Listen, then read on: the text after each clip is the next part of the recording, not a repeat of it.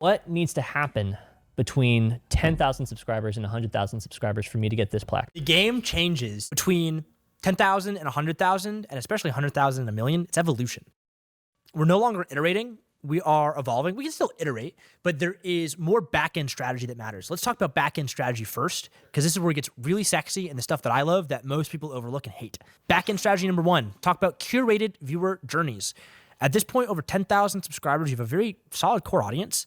This is something that I didn't find, but I found worked really well for my clients, testing it back in like 2018, 2019, is if I have a video that's an on-ramp for a lot of people, whether I position it that way or it just so happens to do that through luck of the draw, where a video goes really viral, I want a percentage of that audience that watched that video to watch a video that they will like. So for example, let's say I have a video blows up, gets 1 million views. That's me doing an air fryer cooking video. This is a thing on YouTube. You can put in the studio a video that like shows up at the end of the video to redirect them to another one of your videos.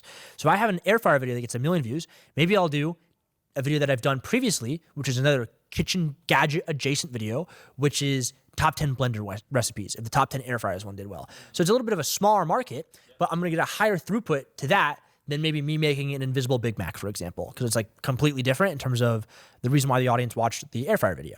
So if you do that, that crushes. And the best way I can recommend doing this is you can use a free website called Miro, and you can draw out these like viewer flow charts, what they are, from like, this is an induction point, I want this to be the end point, right? And then you generally want to make it sure, so like you never want the videos to kind of like feed back into like the first video that someone watches, because that's bad, it's not gonna give them the ecosystem. But doing this is gonna increase your average views per viewer, also massively increases your trust with the audience, like the audience equity.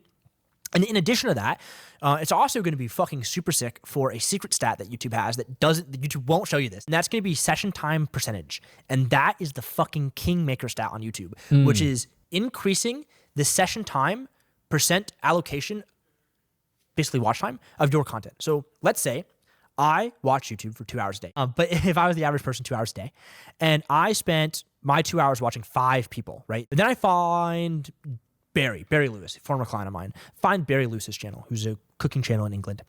And I see this video and I just got to watch more Barry Lewis. So now I've spent 3 hours watching this, but I've spent more time watching Barry Lewis.